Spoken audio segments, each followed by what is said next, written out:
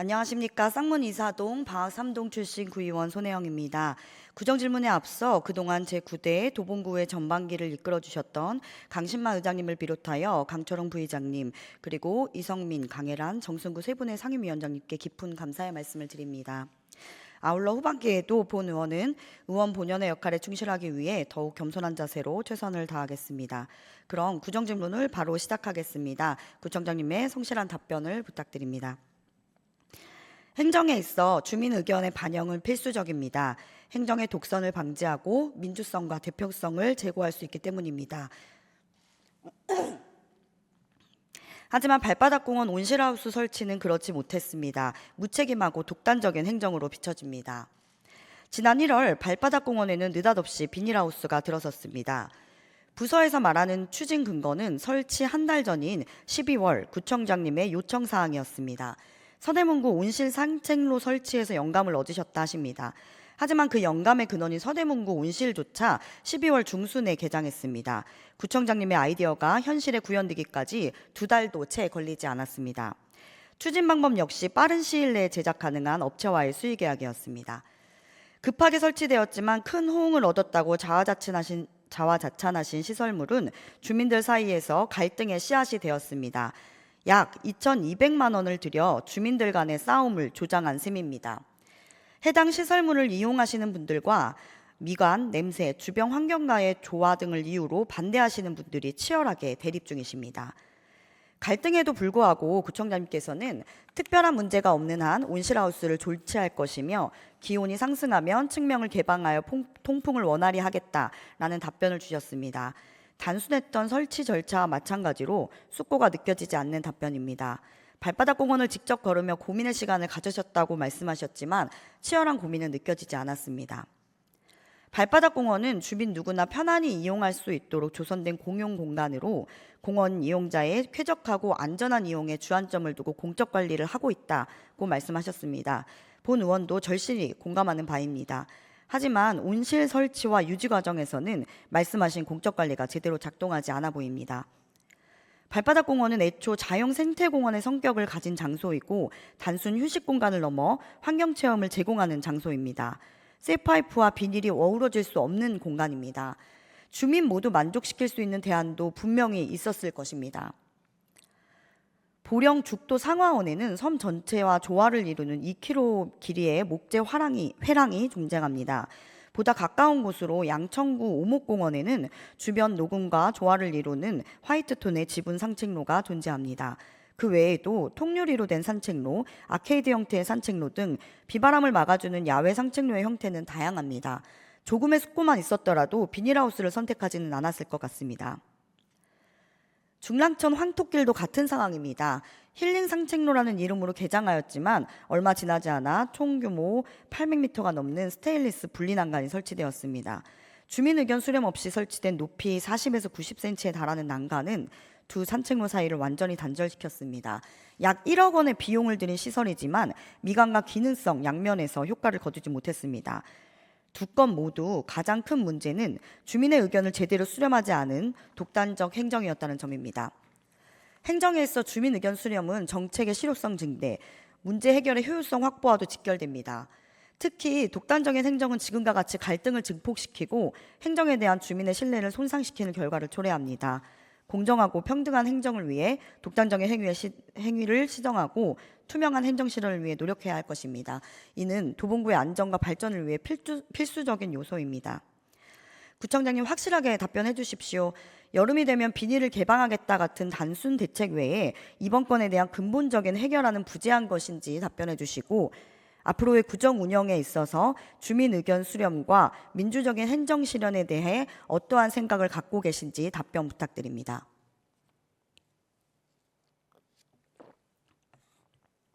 다음은 도봉구의 축제에 관한 질문을 드립니다. 내가 두 귀로 들은 이야기야 해서 다 말할 것이 못되고 내가 두 눈으로 본 일이라 해서 다 말할 것 또한 못된다. 1년 전 이 자리에서 구청장님께서 저희 의원들에게 읽어주신 좋은 글귀입니다.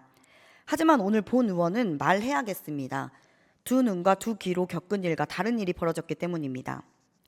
작년 예산안 심의 때 동료 의원들과 함께 축제 예산 조정에 합의하였고 동행 페스타를 제외한 나머지 3개 축제를 진행하기로 결정했습니다. 그런데 이후 뜬 소문들이 들려왔습니다. 3개 축제 예산을 전용하여 동행 페스타를 개최한다. 문화원 예산의 일부로 진행할 것이다 등의 이야기가 떠돌았지만 본 의원은 믿지 않았습니다. 그러나 최근 충격적인 소식을 접했습니다. 아직 간주 처리를 통보하지는 않았으나 올해도 11일 교부받아 동행 페스타가 개최되고 간주 처리가 예정되어 있다는 것입니다. 물론 도봉구 예산총칙 제9조에 따라 진행될 것이고 절차적 하자가 없다는 점은 잘 알고 있습니다.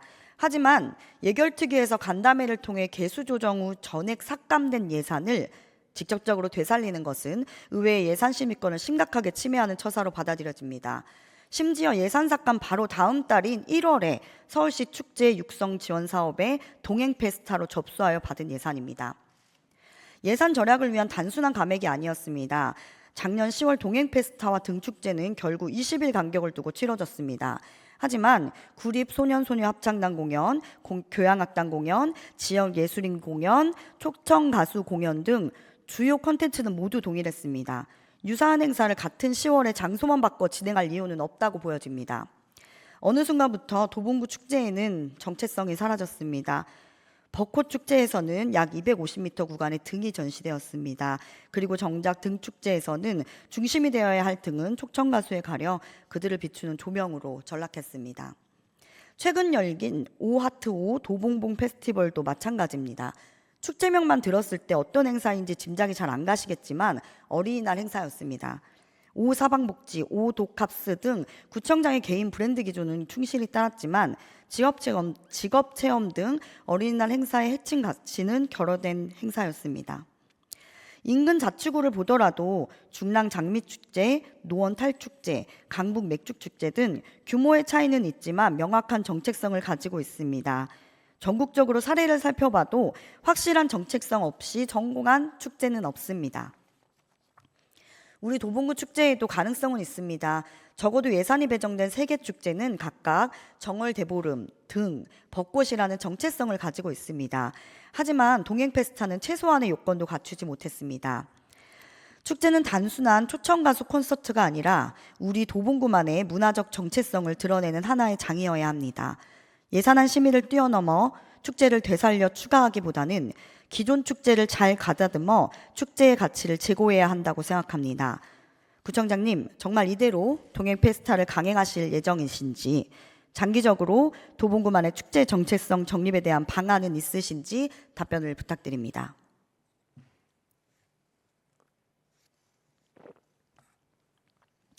세 번째, 기후위기와 관련된 질문 하나 드립니다. 혹시 뿜칠에 대해 들어보셨습니까? 뿜칠은 외벽에 페인트를 분사하는 방식으로 색을 입히는 행위를 뜻합니다. 공동주택 외벽 재도장 공사에 흔히 사용되는 방식입니다. 하지만 작업 과정에서 다량의 비산먼지와 오존 전구체 같은 대기오염 물질이 발생하는 등 부작용이 많습니다. 이에 환경부는 대기환경보전법을 개정하여 2021년 1월 1일을 기준으로 외벽 도장 공사업을 비산먼지 발생 사업에 편입하고 롤러 방식 사용을 의무화했습니다. 하지만 롤러 방식은 도색 품질과 효율성 그리고 비용 측면에서 불리한 단점이 있었고 업체 및 수요자의 반발로 의해 예외를 두게 됩니다. 이에 환경부는 공동주택 도장공사 도장 방식에 관한 고시를 제정하여 비산먼지 저감 설비를 부착하거나 방진막을 설치하고 시행하는 뿜칠을 제한적으로 허용하게 됩니다. 한국환경정책평가연구원에 따르면 뿜칠은 롤러 도장에 비해 약 2.1배의 비산먼지를 발생시키고 오존 전구체를 30%가량 추가 발생시킵니다. 뿜칠이 제한적으로 허용되었다고는 하나 저감 설비는 아직 기술적 한계를 보이고 있고 방진 커버는 인부의 작업 불편함 호소에 따라 실사용률이 떨어지는 현실입니다. 지난 21년 제정된 고시 제4조에는 22년 연말까지 현실 여건의 변화 등을 검토하여 고시의 폐지 개정 등의 조치를 하여야 한다고 명시되어 있습니다. 하지만 환경부 대기관리과를 통해 알아본 결과 크게 변한 상황이 없어 관망 중이라는 답변을 받았습니다. 경제적인 현실과 타협한 결과지만 그 과정에서 환경과 주민의 건강은 배제되었습니다. 특히 도봉구는 서울시 평균 노후 아파트 비율이 1.5배 수치를 기록하고 있습니다. 뿜칠이 잦을 수밖에 없는 환경입니다. 게다가 비산먼지와 오존에 취약하신 노령인구 비율 역시 강북구에 이어 두 번째로 높은 수치를 기록하고 있습니다. 우리 도봉구는 21년 서울시 자치구 탄소 중립 생활실천 운동 평가에서 1위를 달성하였고 서울시 자치구 최초로 환경부가 인정한 환경 교육 도시인 만큼 기후환경 분야에서 선도적인 자치구입니다. 구청장님 역시 녹색 청정 도시를 제시하시며 기후 및 환경 위기에 선제적 대응을 말씀하셨습니다.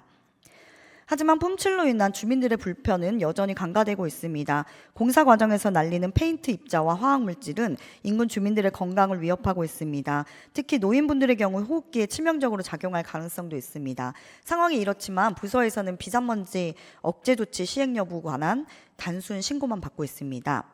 신고 내용과 달리 업체 편의 위주의 공사가 진행되는 경우가 빈번하지만 현장 점검 등 신고 이후 사후 관리는 전무한 상황입니다. 마포구의 경우 19년도부터 미세먼지 저감 공동주택 인증제를 시행하며 건물 외벽 롤러 방식 도색을 권고하고 일정 기준 이상을 충족할 시 보조금 역시 지급하고 있습니다. 우리 도봉구도 실정에 맞는 점검 및 지원을 통해 환경부의 관망에 따른 행정 공백을 부분적으로 시정할 수 있을 것입니다. 한 발 더 나아가 성공적으로 관련 사업을 구현해 나간다면 서울시와 연계 그리고 환경부의 변화를 이끌어낼 수도 있을 것입니다. 구청장님께서는 환경정책을 역행하는 외벽도상의 현실에 대해 인지하고 계신지, 대안이 있으신지, 그리고 녹색청정 기후위기 등 환경분야를 선도하는 도봉구의 미래 비전에 대해 답변을 부탁드립니다.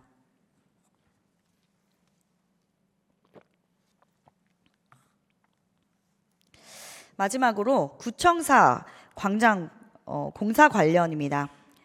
올해 3월부터 구정 질문을 드리고 있는 현 시점까지 구청사 앞 광장은 공사가 진행 중입니다.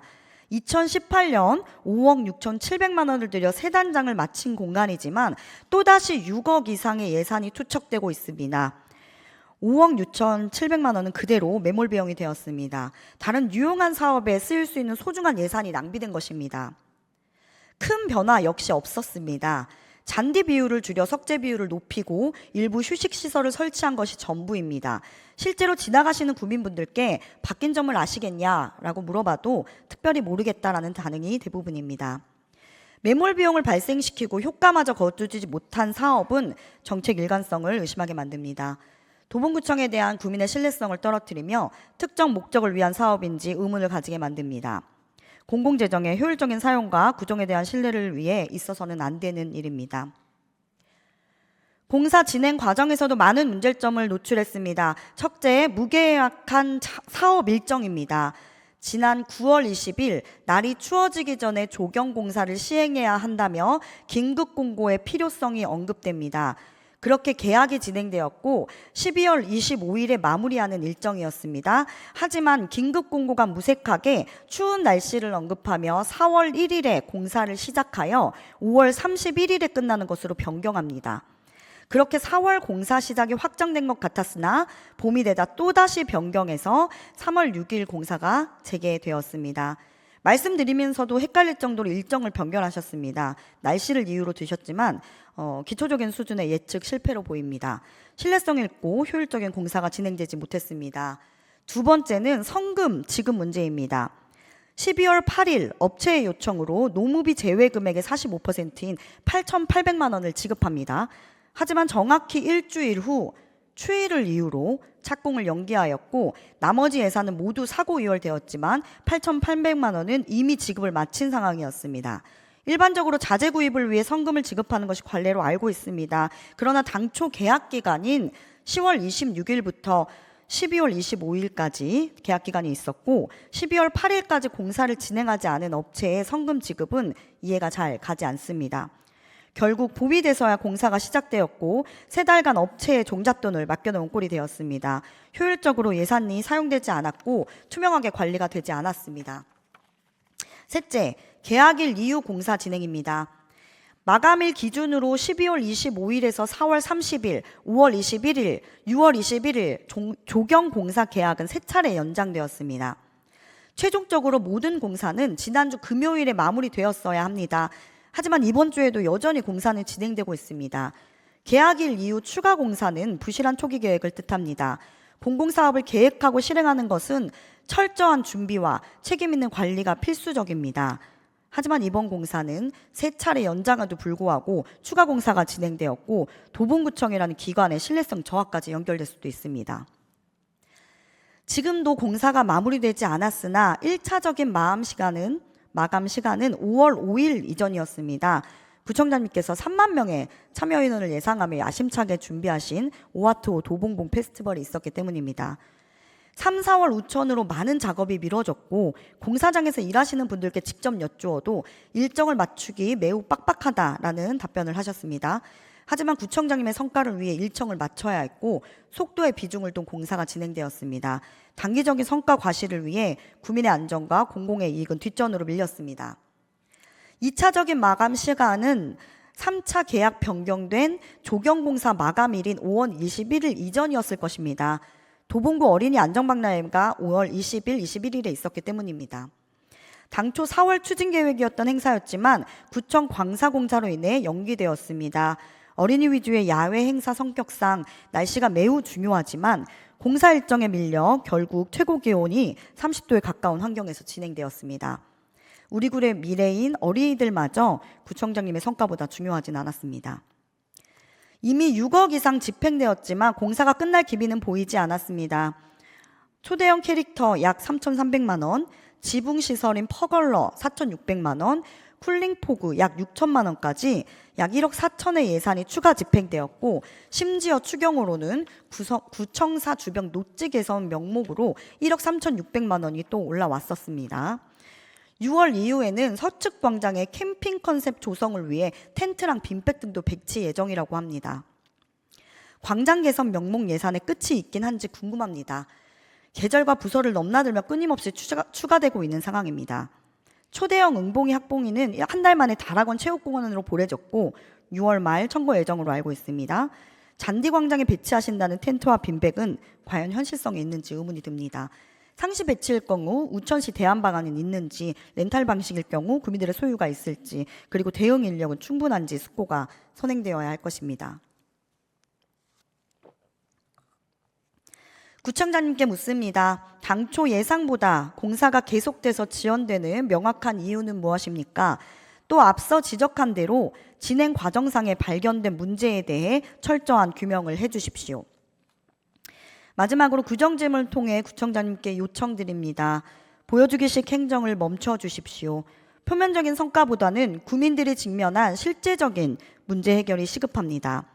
외면 단장이나 행사 개최에 밀려 환경, 복지 같은 필수적인 사업은 간과되고 있습니다. 진정한 의미의 행정은 구민의 필요를 충족시키고 구민들께 와닿는 정책을 수립하고 시행하는 것입니다. 이에 따른 깊은 고민도 청장님의 답변에 함께 들어있길 바라며 구정질문을 마칩니다. 경청해 주셔서 감사합니다.